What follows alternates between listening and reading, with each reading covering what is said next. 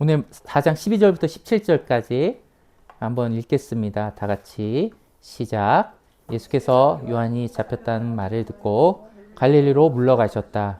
그리고 나사렛을 떠나 스불론과 납달리 지역 바닷가에 있는 가버나움으로 사셨다. 이것은 예언자 이사야를 시켜서 하신 말씀을 이루시려는 것이다. 스불론과 납달리 땅, 요단강 건너편, 바다로 가는 길목, 이방 사람들의 갈릴리, 어둠에 앉아있는 백성이 큰 빛을 보았고 그늘진 죽음의 땅에 앉은 사람들에게 빛이 빛이었다. 그때부터 예수께서는 회개하여라, 하늘나라가 가까이 왔다 하고 선포하기 시작하셨다. 아멘. 자, 예수님께서는 오늘 17절에 보면 어떻게 기록이 되어 있냐면 그때부터 예수께서 회개하여라, 하늘나라가 가까이 왔다고 선포하기 시작하셨다. 이게 첫 사역하셨죠. 사역이었어요. 첫 사역이 뭐라고요? 하늘나라가 가까이 왔다고 선포하신 거죠. 자, 하늘나라라 하면은 우리가 습관적으로 그리고 지식적으로 요약적으로 배운 게 있죠. 그게 뭐였냐면은 예수님께서 통치하신다 이렇게 배웠죠. 예수님께서 통치하신다 라고 우리가 배웠어요. 그리고 앞서 마태복음 1장에서는 그래서 이 통치하시는 분이 이 땅에 무엇으로 오시느냐? 왕으로 오시는구나. 왕이신 예수님께서 통치하러 오시는구나를 이제 우리가 1장과 4장에 걸쳐서 알게 돼요. 그런데요, 우리가 이 단어, 하늘나라, 예수님께서 통치하신다, 하나님이 통치하신다 라는 게 사실은 이렇게만 요약해도 쉽지가 않아요. 추상적인 부분이 분명히 있고, 그림이 잘 그려져요, 안 그려져요? 그려지지 않아요. 옛날에는 이게 잘 그려졌어요. 이 단어 하나하나가 매우 실용적인, 일상적인 단어였기 때문에 잘 그려졌죠. 그러나 지금은 통치라는 단어를 잘 쓰지도 않고요. 무슨 나라라는 거를 잘 그렇게 중요하게 생각하지도 않아서 우리가 낯설어요. 그래서 이걸 어떻게 설명하면 좋을까 굉장히 고민하게 되는 것도 사실입니다. 그 중에 제가 이 예수님께서 이렇게 와서 선포하셨다, 하늘나라를 선포하셨다라는 것들을 약간 비유로 들면 좋을 게 뭘까라고 해서 하나 동영상이 떠올랐어요. 무슨 동영상이냐면은 미국에 있는 일이에요. 여러분, 미국은 이렇게 고속도로가 있잖아요. 이렇게 도로가 있으면 갑자기 경찰차가 거의 가운데를 가로지르듯이 나타날 때가 있어요. 고속도로에. 그리고 자기 옆에 경찰차가 가면은 그 경찰차보다 앞지를 수 있을까 없을까요? 못 앞질러요. 고속도로가 이렇게 있는데 경찰차가 이렇게 갑니다. 가운데로 딱 가요. 그럼 거기에 경찰차가 맨 앞에 서잖아요. 그 모든 차들은 다 그 경찰차 뒤에 서야 돼요. 왜냐면 경찰차가 서행하게 하는 거예요. 천천히 가게 하는 거예요. 서행 하게 하는 거예요. 왜 그러냐면 앞에 무슨 위험이 있기 때문에 경찰차가 차들을 과속하지 못하게 하는 거죠. 안전하게 하려고, 차들을 안전하게 하려고 경찰차가 맨 사이렌을 키면서 가로지르면서 전부 다 내 뒤로 절대 속도를 높이지 마세요 라고 하면 쫙 가요. 근데 제가 봤던 거는 보통 그래가지고 앞에 사고가 있을 때 그렇거든요. 사고 현장에 있을 때 너무 빨리 가서 다 엉킬까봐 그러는데 이번 주에 본 하나의 영상은 그거였어요. 갑자기 경찰차가 앞에 나가는데 급하게 와서 어떻게 되냐면 보통 앞에 나가면 되잖아요. 이렇게 차량이 가는데 경찰차가 앞에 이렇게 가면서 이 차량 쪽으로 이렇게 다가오는 거예요. 지그재그로 가는 거예요. 이렇게 차량이 가는데. 그럼 어떻게 됐어요? 경찰차가 오니까 자기는 바깥으로 나가야 되겠죠. 그죠? 그걸 이쪽 차도 다 바깥으로 내보내는 거예요. 이렇게 하면서. 와, 왜 이렇게 뒤로 가? 그쪽 차선이 두 차선이 그거예요? 이렇게. 아니요. 이렇게 여기는 고속도로는 가운데 벽이 있고 다 일방통행이죠. 가운데 벽이 있고 다 일방통행해서 차들을 다 몰아내는 거예요. 이렇게. 다 이쪽으로만 가야 되는데 다 이렇게 좌우로 몰아가는 거예요. 너무 심각하게 빠르게 이렇게 막 몰아가는 거예요. 너무 급하게. 경찰차가 막 위협하듯이 사이렌을 키면서 너 왼쪽으로 가를 말로 안 되니까 이게 차를 이렇게 이쪽 차로 움직이면서 이렇게 하고 이쪽 차도 이렇게 바깥에 됐어요. 갓길 같은데. 여기 미국은 두 개 다 갓길이 있더라고요. 이쪽 차도 이렇게 갓길에 다 되게 하는 거예요. 앞으로 가요. 근데 갑자기 저기서 역주행하는 반대로 이렇게 가야 되는데 반대로 오는 차량이 오는 거예요. 속도도 안 줄이고. 걔 때문에 그런 거죠. 그럼 경찰차가 어떻게? 걔 때문에 자꾸 다 이렇게 벽 그치, 벽이 붙게 한 거죠. 왜냐하면 경찰차만 그 소식을 알고 있는 거예요. 이렇게 온다라는 걸 일반 차량은 몰라요. 안 보이니까요. 근데 소식을 듣고 그 도로에 위험하게 반대로 오는 차량이 있으니까 이 경찰차가 다 이렇게 비키게 한 거예요. 그리고 경찰차는 계속 어떻게 하냐면은 이 차량이 멈출 생각이 있어요? 없어요? 없죠. 그러니까 계속 지그재그로 달리면서 뭐 했을까요? 멈추라고. 멈추라고 했는데 안 멈추잖아요. 왜 지그재그로 계속 달렸을까요? 박으려고. 자기가 박으려고. 자기가 박으려고. 왜냐면은 이 차는 멈추지 않아요. 누군가 차량을 크러쉬 때 부딪히기 전에 멈추지 않아요. 그래서 경찰차가 계속 그 차와 부딪히기 위해서 이렇게 하면서 이 오는 차가 피할 길을 주지 않는 거예요. 이렇게 오는 차가 피할 길을 주지 않고 결국은 이렇게 사고 당하라고. 자기하고 사고를 내라고. 경찰차하고. 사고하지 말라고. 다른 사람에게 부딪히지 말고 나랑 사고하자고. 사과가 아니라 사고. 사고를 내자고. 그래서 피하려고 하는데 그래서 경찰이 결국은 이렇게 하다 잘해서 그 차 부딪혀가지고 그 차도 멈추고 경찰차도 튕겨나가게 되죠. 튕겼다. 당연히 튕겨나가죠. 엄청난 속력으로 오기 때문에 경찰차 대신 많은 사람들 대신 희생을 하기로 선택한 거예요. 네. 그 경찰 운전자가 무사했을지 안 무사했을지 우린 잘 몰라요. 그러나 많은 사람들이 그 경찰을 보고 위대한 영웅이라고 했어요. 목숨을 살리기 위해서 앞으로 가서 자신이 피하지 않고 오히려 다 피하고 싶은 그 차량을 자신이 피하지 않고 그 차량을 들이받음으로 멈추게 합니다. 이런 것들을 봤어요. 이걸 보고 이 생각이 났어요. 하나님 나라의 선포가 이런 거 같구나. 이런 거구나. 무슨 얘기냐면은 여러분 지금대로 달리다가는 앞에 여러분 죽음을 못 보잖아요. 일반 차량들은 앞에 그 차가 온다는 소식을 역주행하는 차가 있다는 소식을 알아요, 몰라요? 아무도 모르죠. 누구만 알아요? 이 경찰차만 알아요. 예수님만 알아요. 너희들이 이렇게 살면 너희들은 죽음의 길로 가는 거야. 그러니까 사이렌을 켜고 계속 그 길로 가면 안 된다라고 외치죠. 그리고 예수님 그뿐만이 아니죠. 그 맨 앞길에서 그 죽음에 다가오는 역주행 같은 차량을 자신의 몸으로 막아 서시죠. 그걸 믿고 우리는 예수님이 이리로 가라고 하면 이쪽으로 비켜야 되고, 야, 위험하니까 저쪽으로 가서 기다려야지 하면 저쪽으로 비키는구나. 그런데 우리는 우리 눈에 보이지 않죠. 그 위험이 보여요, 안 보여요? 안 보이니까 비키면서도 위험하다고 말만 듣지 그 말을 신뢰할 수 있나? 내가 보기엔 당장 위험이 보여요, 안 보여요? 보이지 않아요. 그러다 보니까 이게 막연해 보여요. 뭐가 안 보이니까? 위험이 안 보이니까. 죽음의 길로 달리고 있으면서도 다가올 죽음이 보여요, 안 보여요? 안 보이죠. 그 차량을 보고 나서야 우와, 우리가 죽을 뻔했구나 라고 그때서야 보이죠. 하나님 나라가 이와 비슷한 게 있다는 거예요.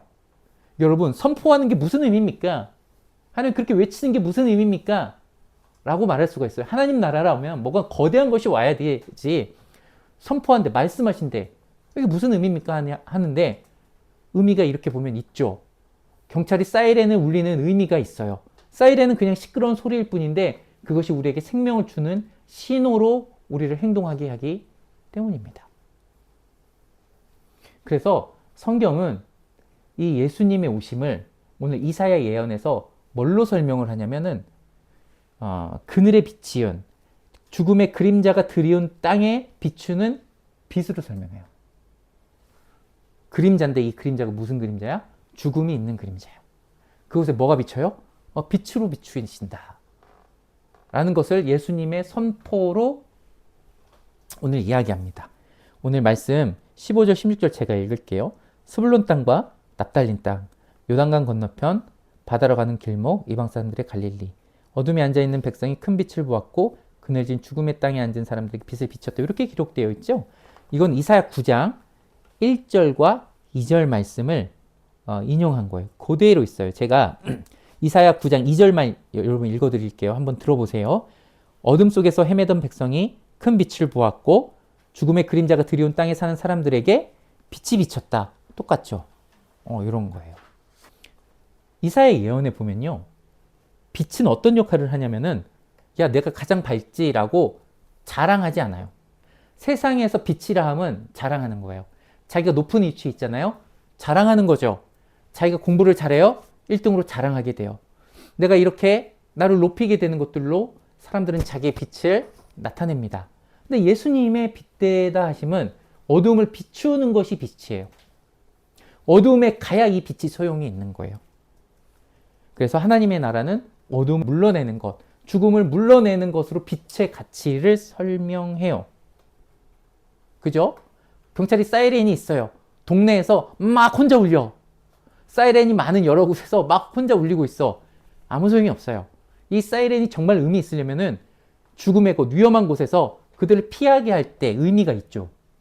경찰이 가진 권위, 내가 이렇게 경찰이지, 나는 권위를 가지고 있어, 너희들을 체포할 수 있어 라고 의시될 때 그 권위가 빛나는 게 아니라 그곳에 가서 사람들을 비키게 하고 경찰이 가진 소리로 위험을 알리고 피하게 하고 자신이 그 위험을 감수할 때 그 빛이 빛되는 것처럼 말이죠. 여러분, 김현일 사님한테 말했는데 제가 이번 주에 이발을 했잖아요. 이발을 했는데 몰랐지. 몰랐어요. 엄마도 잘 몰랐어요. 안 한 것 같대. 새로운 데 갔어요. 어디 갔냐면 마천시장에 보면 굉장히 옛날에 연주 아버지 살던 그 골목에 미용실이 2개가 있어요. 한 곳이 어떤 곳이냐면은 바깥에서 아무것도 안 보여요. 정말 오래된 미용실이에요. 그리고 바깥에 이 외관만 봐도 너무 낡았어요. 근데 거기 봤어? 거기 남자 커트 10,000원 이렇게 써 있어서 들어갔어요. 남자 커트 10,000원. 10,000원이래요. 아니, 요즘 10,000원이 커트가 어딨어요. 그래서, 이거 들어가야 되나라는 흠칫 놀람이 있었고, 장사를 안 하는 줄 알았어요. 장사인데, 운영을 안 하는 줄 알았어요. 근데, 그래갖고 이렇게 보니까 사람이 있긴 있고, 저희 안에 TV가 틀어져 있어요. 미용실 항상 TV가 틀어져 있죠. 그 안에는 불을 켜놨더라고요. 요즘 다 미용실은 바깥에서 볼 수 있도록 환하게 되어 있잖아요. 근데 거기는 이렇게 그렇지 않아요. 다 이렇게 남자 커트 많은 커다랗게 이렇게 종이에다 써서 스카치 테이프를 이렇게 붙여 놓으시고, 이런 곳이었어요. 그래서 저는 실험하지 않으면, 도전하지 않으면 얻는 게 없다. 제 헤어를 가지고 이변을 실패하면 저기 딴 데 가서 더 비싼 돈도 다시 자르면 되지. 그러나 시도하지 않으면 뭐가 없다? 결과 없는 게 없다라는 생각을 늘 가지고 그런데 시도를 하죠. 맞아요. 들어갔어요. 진짜 영업을 하시더라고요. 근데 들어갔는데 정말 저희 어머니 정도 되는 나이, 한 70 정도 되는 이렇게 미용사분이 앉아 계시고 영업을 하시더라고요. 안에 인테리어도 너무 오래됐어요. 그리고 너무 내가 보기엔 정신이 없어요. 이렇게 미안하지만 이런 화분들이 너무 많고 도초에 다 깔려 있고, 할머니들 하신 분들이 대부분 화분을 사랑하시잖아요. 그래서 자기 영업장에도 화분을 거의 다 깔아놓고 거기다 예쁜 거를 이렇게 디자인 통일감 없이 이렇게 다 이렇게 뭔가 놓으셨어요. 그래가지고 이렇게 빼곡해요. 이렇게 단에 빼곡하고 뭔가 이렇게 시선적으로 다 가득해요. 그래도 반갑게 맞이해 주시더라고요. 아유, 제가 놀고 있었는데 와주셔서 너무 감사합니다. 이렇게 맞이해 주셔서 예, 안녕하세요 하고 이제 머리를 깎았습니다. 물론 여러 가지 할 얘기가 있겠지만 TV가 나오잖아요. TV에 굉장히 요즘 상담 프로그램 너무 많죠. 그분도 많이 나오죠. 그분이 나오는 어떤 안타까운 사건이 흘러나와요. 이렇게 했고, 가족과의 안타까움, 관계의 안타까움, 그래서 이 사람이 힘을 잃어버렸고, 정말 소망이 없는 사람처럼 막 사연이 흘러나옵니다. 막 안타까운 사연이 흘러나와요. 근데 갑자기 이렇게 미용해 주시는, 머리 커트해 주시는 분께서 이러시는 거예요.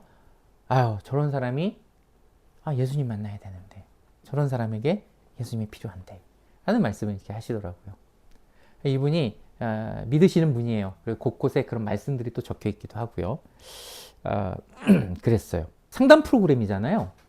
그러면은 사람들이 어떻게 예상을 하냐면은 저 사람의 안타까운 사연에 이 상담사는 어떻게 상담을 잘해 줄까라고 예상하면서 그것들을 보죠. 그 사람의 문제를 이 상담사는 어떻게 해결해 나가는 걸까라는 게 주요한 관심이에요. 그 사람의 어두움을 보고 상담이 해결할 거라고 보는 거죠. 근데 이걸 들은 이분께서는 예수님이 답입니다 라고 이렇게 말씀하시는 거예요.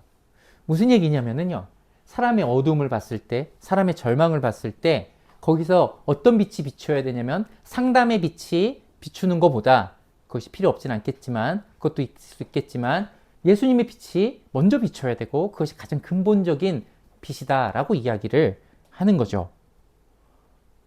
여러분, 이건 우리에게 매우 중요한 일이에요.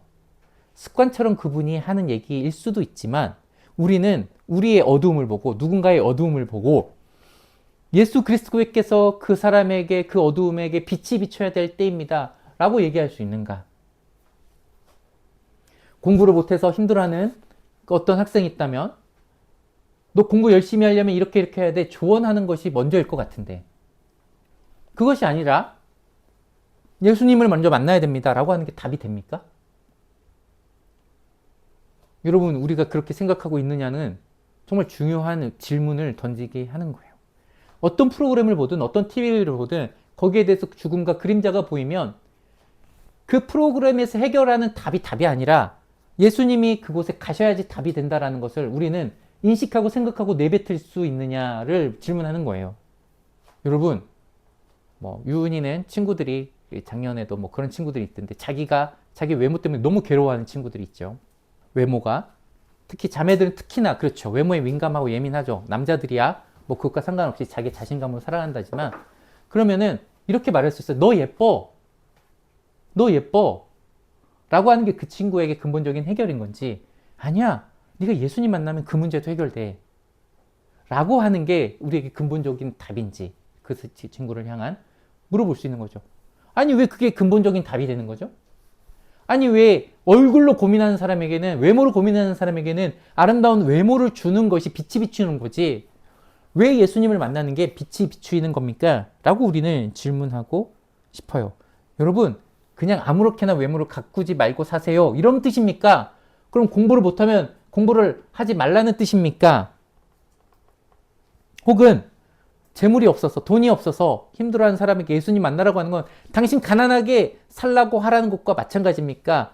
우리는 금욕주의고 돈과 상관없는 사람이고 이 세상의 어떤 가치들과 등지고 사는 사람입니까? 라고 자꾸 질문하고 싶어진단 말이에요. 나는 중요하게 생각하는데 그걸 중요하게 생각하지 않는 발언입니다. 라고 들려요. 예수님이 필요하다라는 것은 그렇죠. 우리가 하나 알아야 될 거는 필요한 것과 생명이 되는 것은 좀 구별할 줄 알아야 돼요. 다시 예수님께서 첫 번째 시험이 빵으로만 살 것이 아니라 하나님의 말씀으로 살 것이다 라고 하셨죠. 그죠? 그 말은 뭐예요? 빵을 먹지 말라는 얘기예요? 빵을 먹고 살아야 하지만 그보다 근본된 게 말씀이다 이런 뜻이죠. 그죠? 여러분 돈이 필요해요. 그러나 돈을 위해서 사는 건 아니에요. 아름다운 외모를 가꾸는 것을 필요합니다. 제가 여러분에게 화장하지 말라고 했나요? 연주야, 더 이상 우리는 기독교인이라 화장하면 안 돼. 그걸로 만족하며 사는 사람이 아니야. 라고 말하지 않는단 말이에요. 열심히 가꿀 거 가꾸라고 합니다. 필요하니까 하는 일이에요. 이 세상이 필요한 일이에요. 네, 사람을 만나기 위해서 기본적인 예의로 화장을 해야 되는 시대예요. 그죠? 필요하죠. 그러나 외모를 가꾸기 위한 목적으로 사는 건 아니라는 거예요. 내가 예뻐지는 것이 삶의 목적이 되는 건 아니라는 거예요. 공부를 열심히 해야죠. 성실해야 됩니다. 그러나 내 인생의 목적이 공부를 잘하는 건 아니에요. 공부가 필요하죠. 그리고 어떻게 필요가 목적이 되지 않습니까? 라고 질문하고 있는데 이 두 개를 자세히 봐야 돼요. 구별해야 돼요. 여러분 이 두 가지가 바뀌면 어두움이 되는 거예요. 어두움이 되는 거예요. 이 두 가지가 바뀌었을 때 죽음이 되고 이 두 가지가 순서가 모호해졌을 때 죽음이 되는 거고 그늘이 되는 거예요. 즉 내가 예수님의 세 번째 그 시험의 결론이 뭐예요? 말씀을 믿음으로 하나님만을 위해서 살으라고 했잖아요. 그죠?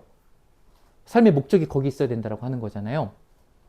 이것이 없어지고 그 삶의 목적에 돈과 외모와 이런 것들이 이렇게 딱 자리 잡기 시작하면서 죽음으로 가는 길에 있는 거예요.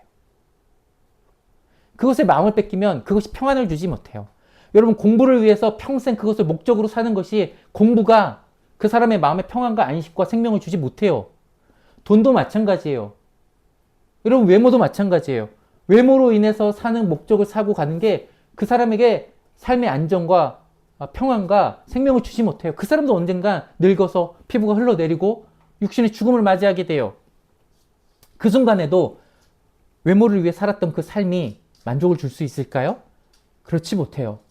지금 당장의 문제일 수 있어요. 내 외모가 못생겼고 내가 공부를 못한 게 지금 당장의 문제가 될 수는 있어요. 그러나 그것이 내가 죽음 앞에, 내가 나이 들어 혹은 병 들어 죽는 앞에서도 공부를 못하는 게 의미가 있습니까? 라고 하면 그게 아니게 돼요. 여러분, 우리가 왜 예수님을 만나는 게 의미가 있고 생명이 되고 그것이 우선순위냐라고 했을 때 한 가지 질문할 수 있는 것은 죽음 앞에 섰을 때 그게 가치가 있느냐라고 물어보는 거예요. 죽음 앞에 섰을 때. 여러분이 내일까지밖에 못 살아요. 그럼 여러분 뭐가 가치 있어요? 오늘 밤새 시험 공부할까요? 오늘 내가 열심히 화장을 할까요? 아니겠죠. 뭐 하고 싶어요? 크리스찬이라면 이럴 것 같아요. 내가 오늘까지 산다면 내일 누구 만난다는 뜻이에요? 하나님 만난다는 뜻이죠. 하나님 만날 준비를 하겠죠. 기도하면서 제가 내일 하나님께 갑니다. 주님, 이런 거 기도해야 될 것 같아요. 저 이 세상에서 남겨둬야 할 게 뭐가 있는데 이런 거 주님 부탁드립니다. 라고 정리를 하면서 나가겠죠. 여러분, 예수님을 먼저 만나야 되는 거는 먼저 해결해야 될 문제가 있다는 거예요. 외모의 문제보다 죽음 앞에 서는 문제를 해결해야 돼요. 영원한 삶의 문제를 먼저 해결해야 돼요. 그것이 해결됐을 때, 그것이 내 마음에 오케이가 됐을 때, 근데 놀랍게도 지금 당장의 문제도 괜찮아요. 굳이 비유를 들자면 이렇게 돼요. 내가 지금 이 땅에서 좀 못생겼어. 돈이 못 벌어. 내가 열심히 살아도 뭐가 안 돼? 괜찮아. 이 땅은 잠시야. 100년? 잠시야. 100년, 120년? 잠시야. 그 후에 나에게 주어지는 더 기쁨의 삶이 있고 난 그것을 위해서 지금 준비하면서 사는 거야. 이 땅에서 100년, 120년 즐겁기 위해서 사람들에게 인정받기 위해서 그곳 가운데 높아지기 위해서 그곳 가운데 빛나기 위해서 내가 이런 거 준비하며 사는 것보단 그 이후의 삶, 죽음 이후의 삶, 영원히 준비된 그 삶을 위해서 뭔가 준비해야 될 거 아니에요. 나는 그 준비가 되어 있어. 라고 했을 때 우리의 마음이 평안을 얻게 되죠. 이 세상에서 뭐라고 해도 괜찮아요. 너가 돈이 없어도 괜찮아요. 잠시 지나가는 거예요. 너 공부 못했잖아. 너 외모 이상하잖아. 잠시 지나가는 것일 뿐이에요. 그게 그렇게 내가 영원히 산다라는 그 믿음 안에서 아무것도 아닌 것처럼 가볍게 여겨지는 거죠. 예수님을 만나야 되는 이유가 이거예요. 예수님을 이 땅에 끌어들여서 나의 중요한 거에 접목시키는 게 아니라 오히려 반대예요. 예수님의 중요한 생명 가운데 내가 접목되는 거예요. 이 세상에 내가 갇혀 있어서 예수님을 끌어들이는 게 아니라 예수님을 만난다는 거는 이 세상이 아니라 예수님이 가진 하나님 나라에 내가 들어가기 때문에 이 세상 나라의 근심과 걱정 이것들을 벗어날 수 있는 개념이에요. 그래서 예수님을 만나는 거예요. 예수님을 만나는 건 단순히 문제 해결이 아니라 그의 나라에 들어가는 일이기 때문에 그렇습니다. 여러분, 근데 오늘 특징이 하나가 있는데 예수님께서 가시는 지역이 하나 틀어주세요. 블랭크 꺼주세요.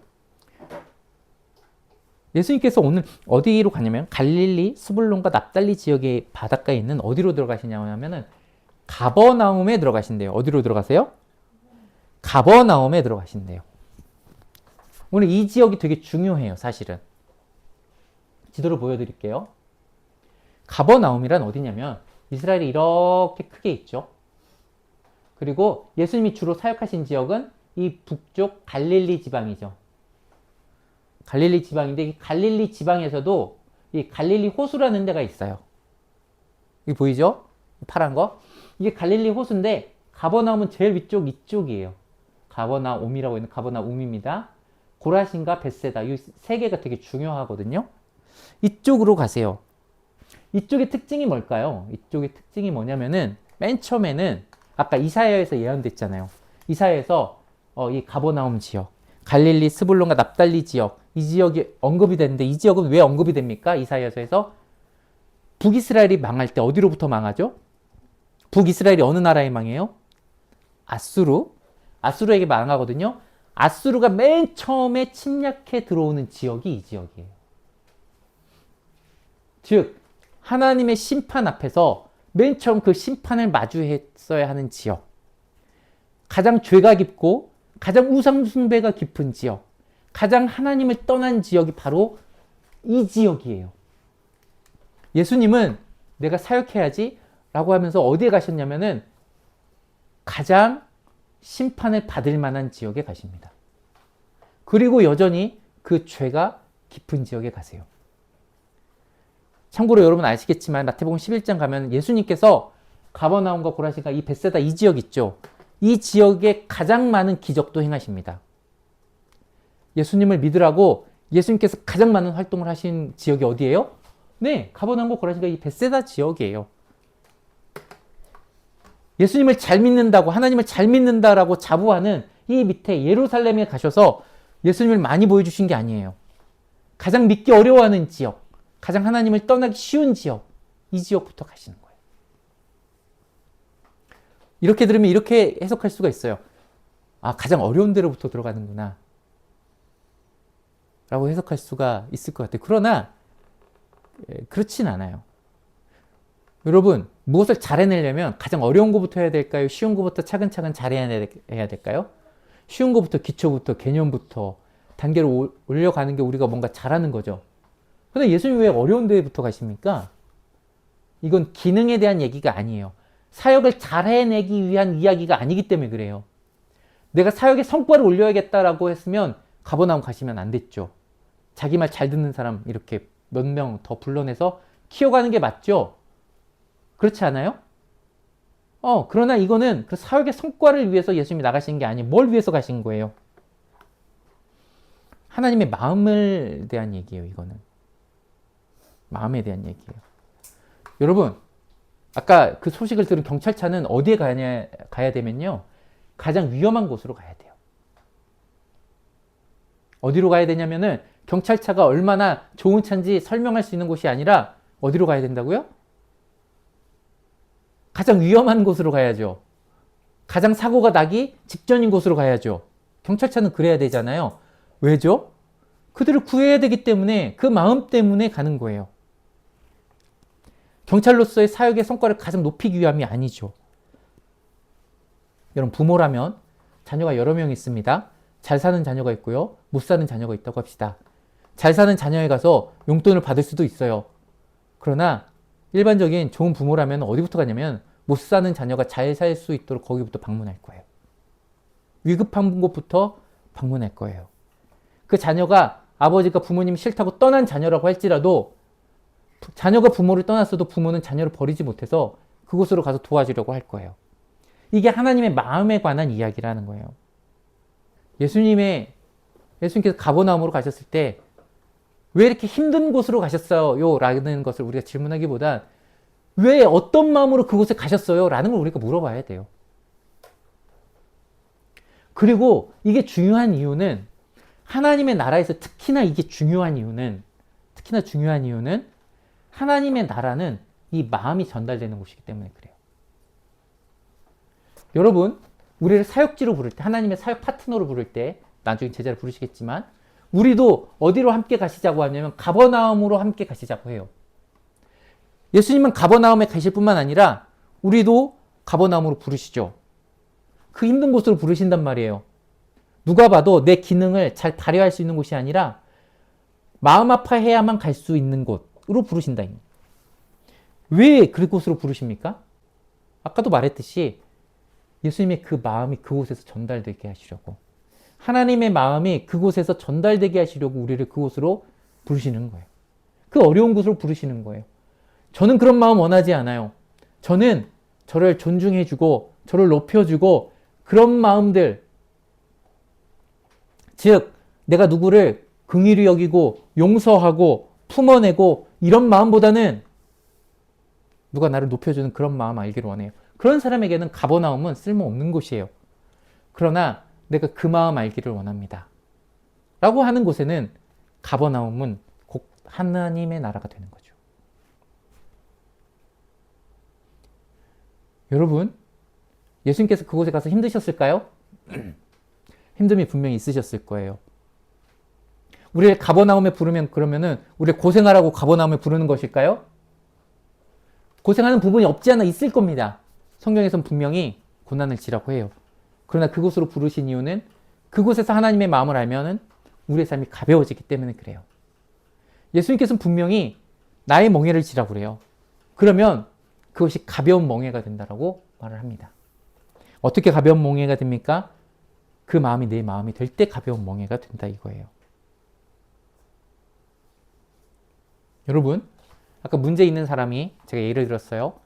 문제 있는 사람이 하나님의 마음을 알면은, 아니, 하나님을 알면 예수님을 만나면 문제 해결이 됩니까? 상황은 안 변해요. 상황이 잘 변하지 않을 수도 있어요. 변할 수도 있고 변하지 않을 수도 있고. 그러나 확실히 변하는 거는 이 하나님 만난 사람은 그 사람을 때문에 더 이상 상처받고 그 사람 때문에 마음 졸이고 그 사람 때문에 자기의 가치를 낮춰버리는 그런 생각과 오류에 빠지지는 않게 돼요. 드라마에서 모두는 자신의 무가치함과 싸우고 있다는 그 드라마에서 사람들이 어떻게 무가치해지는지 어제 잠깐 설명을 들었어요. 내가 20년 동안 노력했는데 성공하지 못했어요. 내 친구들은 다 성공했어요. 나만 성공하지 못했어요. 나는 돈도 없어요. 그런 것 때문에 자기가 무가치해진다라고 생각을 해요. 결국 뭐 때문에 무가치해졌습니까? 성공하지 못했기 때문에 무가치해졌죠. 뭐 때문에 무가치해졌어요? 남들과 비교하니까 무가치해졌어요. 그 처절함, 현대사회를 살아가는 비교하면서 사는 삶, 성공하지 못한 사람의 삶들을 보고 스스로 무가치하게 여기는 사람들을 잘 보여줘요. 예수님을 만났을 때 이것부터 벗어나는 거예요. 내가 왜 그것 때문에 내가 무가치해야 되는가를 배우는 거예요. 내가 가치를 향해서 달려갈 것이 성공과 남들처럼 잘 되는 게 아니라 내가 누군가를 사랑한다면, 내가 누군가를 긍휼히 여길 수 있다면, 내가 하나님께 그렇게 귀함받는 존재라면은 나는 가치 있지라고 거기서부터 출발하는 거예요. 예수님을 만나는 것이 답이 되는 이유는 내가 무가치하다라고 여기는 그 수많은 가지고 싶은 욕심으로부터 그것들로 나를 가치 있게 만들지 않다라는 것들을 깨닫기 때문이죠. 가버나움이 그런 곳으로 부르시는 곳이에요. 많은 사람들을 만나보면 여러 가지 문제를 들고 옵니다. 요즘 예전보다는 좀 덜해졌지만 남녀 간에 싸우기 바빠요. 서로 비난하기 바빠요. 남혐과 여혐을 얘기를 해요. 그런 것들을 얘기 들을 때는 굉장히 쓸모없어 보여요. 왜 쓸모없어 보이냐면 왜 서로 비난하고 대립하는 거에 신경을 쓰지? 그 상황에서 조금 더 내가 이해해 볼까? 내가 조금 더 용서해 볼까? 내가 조금 더 어떻게 베풀어 볼까? 내가 또 어떻게 조금 더 끌어안는 방법이 있을까? 라는 것이 훨씬 생산적이고 좋은 마음인데 누구도 그 마음을 품으려고 하지 않는 것들을 볼 때 굉장히 안타까워 보이죠. 무슨 차이입니까? 이 마음의 차이는 무슨 차이예요? 죽음의 그늘과 예수님 만난 생명의 마음 차이예요, 이게. 아까 돈으로도 그래요. 저희가 돈이 없으면 무가치예요. 돈이 없으면 남들보다 없는 거죠. 절대적 가난입니까? 그렇지 않아요. 다 밥 먹고 살아요. 밥 세 끼 먹고 잘 살아요. 절대적 가난이 아니에요. 상대적 가난 때문에 그렇죠. 그것 때문에 세상은 가치를 거기에 부여하죠. 귀한 존재인지 아닌지. 예수님 만나면 그것과 상관없이 내가 가치 있는 거예요. 예수님이 나를 얼마나 가치 있게 여기고 중요하게 여기는지 깨닫는 게 예수님의 마음이 우리의 마음에 들어오는 거예요. 여러분, 아까 하나님의 나라, 예수님의 통치라고 그랬죠. 결론이 어디로 나고 있죠? 하나님의 나라, 하나님께서 우리를 통치하시는 것은 결국 하나님의 말씀이 하나님의 마음이 우리 가운데 들어오는 걸로 결론이 지금 가고 있어요. 여러분, 무엇을 잘했느냐 못했느냐, 얼마나 많이 했느냐 안 했느냐가 하나님의 나라를 가지고 있느냐가 아니에요. 여러분이 하나님의 나라가 있습니까? 라고 질문했을 때 내가 공부를 잘하느냐 안 하느냐가 그게 하나님 나라가 아니라고요. 내가 그 모든 상황 가운데 얼마나 많은 하나님의 말씀으로 인한 하나님의 마음을 가지고 있느냐예요. 하나님의 나라는 그렇게 임해요. 우리의 마음과 생각을 하나님의 마음과 생각으로 바꾸심으로 이 땅에 하나님의 나라가 임하게 하시는 거예요. 여러분, 오늘 말씀을 요약하고 좀 정리하려고 합니다. 오늘 예수님께서는 가버나움의 빛으로 가십니다. 여러분, 그곳은 예수님의 사역과 성과를 올리는 곳이 아니에요. 돈을 자랑하러 가기 위한 것도 아니고 예수님이 얼마나 많은 능력을 가지셨는지 자랑하러 가는 것도 아닙니다.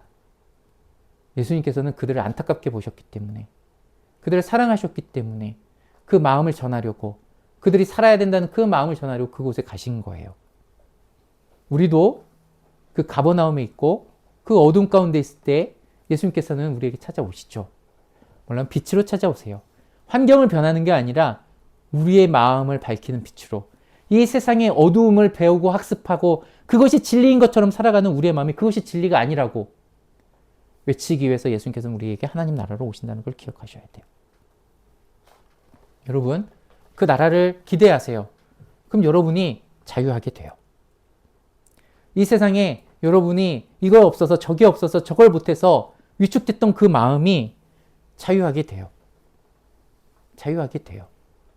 그래서 우리는 여전히 오늘 우리의 소망이 뭐냐면 내 마음에 예수님께서 오시길 바라는 거예요. 오늘도 내 모든 어두움의 답이 누가 되시길 바라는 거예요?